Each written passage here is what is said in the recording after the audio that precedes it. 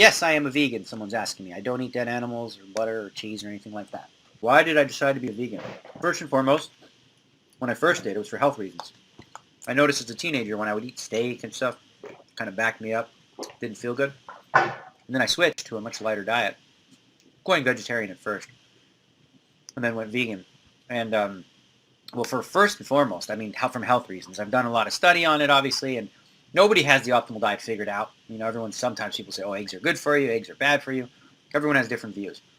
A lot of doctors and scientists that I've talked to or I've seen, believe heavily in a vegan diet and that it's the future and that the world, it's not sustainable to continue to eat as much cattle as we do. You know, they kill about 100,000 cows a day in the United States of America, cause a lot of environmental problems outside of that. So it started with health reasons, and then it became ethical, and it also became environment in coercion with those. Ethically speaking, I mean, I get, people eat meat, right? Like, it's always been, you're on the farm, you got a chicken, he runs around, has a life, and then you cut his head and you eat him. I get it. It's not what happens today. Today, you take all these chickens, they're ingested with steroids so that they have 8 legs. They're put in this little, they're debeaked, defeathered. They're put in this little cage where they go nuts, and they're up against, they're in the constant darkness. It's like literally creating hell for animals. Like pigs, which are smarter than dogs.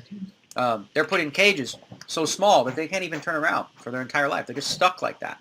So like, there's just so many, like, it's like, I guess you would call it in a sense somewhat like the Holocaust on animals. And it's like, it's easy to look at a Big Mac or whatever and be like, oh, yum, I like this. But when you think about where it came from, what that animal had to suffer through to give you that food, it's a lot different than like Joe Rogan, for example. They do this thing called, or he was doing it, where like eat what you kill. So basically, if you eat meat, like they only eat the meat that they actually kill themselves. So they apparently, from what they say, they have like a spiritual connection to the animal, where they appreciate the loss or of the giving of its life, so that they could live. That seems much more natural than factory farming today, which is a big problem. And again, I'm not saying that everyone should be vegan, but I know that it works for me. And I watched this one on YouTube by a doctor he said like the 15 causes of death, right? And one of them was like accidents, which, or just whatever. And he said the other 14 can all be lowered by a plant-based diet. So yeah, he says that basically living a plant-based diet would lower your risk of heart disease, cancer, blah, blah, blah, like a whole bunch of stuff. Like the top 14 or the top 15 causes of death would all be lessened. And I go to the doctor regularly, both of them, and I have 2. One is like a homeopathic doctor. The other one is more like, he's like a big meat guy. He's like the steroid guy. I don't do steroids. But Twitch, D-Nex style. Okay, this is going to gross some of you out, but I don't care. D-Nex has to go make pee. And I don't want to miss a hand. I like this game. Is this a first, or does people normally do this? Because how else do you, like, not miss hands? Oh, wait a minute. Okay, you can't see nothing. Cool. It's all it's all underneath. All right.